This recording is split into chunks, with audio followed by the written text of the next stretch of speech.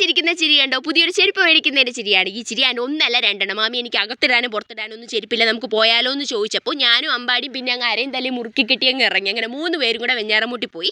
സ്റ്റുഡിയോയിൽ പോയപ്പോൾ 5:45 ഓപ്പൺ ആയില്ല. അങ്ങനെ കരുണ ഒന്ന് ട്രൈ ചെയ്യാമെന്ന് പറഞ്ഞ് കയറിയതാണ്. ഇവിടുത്തെ കളക്ഷനൊക്കെ അവർക്ക് അങ്ങ് ഇഷ്ടപ്പെട്ടു.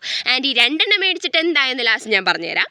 ഷോ കാണിക്കുന്നതിനിടയിൽ ചെരുപ്പിൻ്റെ ഫോട്ടോ എടുക്കാൻ ഞാൻ മറന്നുപോയി. ദേ ഈ നിൽക്കുന്ന നിപ്പ് കണ്ടോ? കണ്ടപ്പോഴേ മനസ്സിലായല്ലോ ഒരെണ്ണം ഒപ്പിക്കാനുള്ള നിപ്പാണ്. ആൻഡ് ഒപ്പിച്ചെടുത്തിട്ടുണ്ട് ഒരെണ്ണം. അവൻ്റെ ചെരുപ്പെല്ലാം ചെറുതായി, അതുകൊണ്ട് പിന്നെ ഞാൻ വിചാരിച്ചു പാവല്ലേ എന്ന് വിചാരിച്ച് അവനും ഒരെണ്ണം അങ്ങ് വാങ്ങി.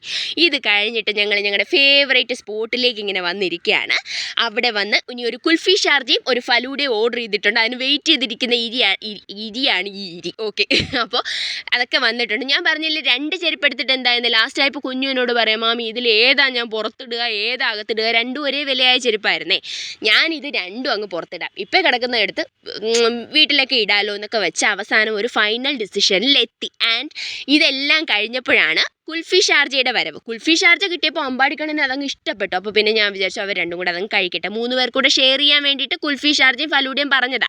ആൻഡ് ഇനിയിപ്പോൾ എനിക്ക് ഫലൂഡ ഉണ്ടല്ലോ ഒറ്റയ്ക്ക് കഴിക്കാൻ എന്നൊക്കെ വിചാരിച്ചപ്പോൾ അതേ നോക്കിയപ്പോൾ കണ്ടു 1, 2, 3 ഇനി സ്പൂൺ ഇടാൻ ഇതിൽ സ്ഥലമില്ല. അത്രയും സ്പൂണൊക്കെ ഇട്ടു. അത് അത്രയും കൂടെ ഫിനിഷാക്കി. ആൻഡ് എന്തായാലും സന്തോഷമായി. അപ്പോൾ ഇഷ്ടമായാൽ സബ്സ്ക്രൈബ് ചെയ്യണേ. Tata bye.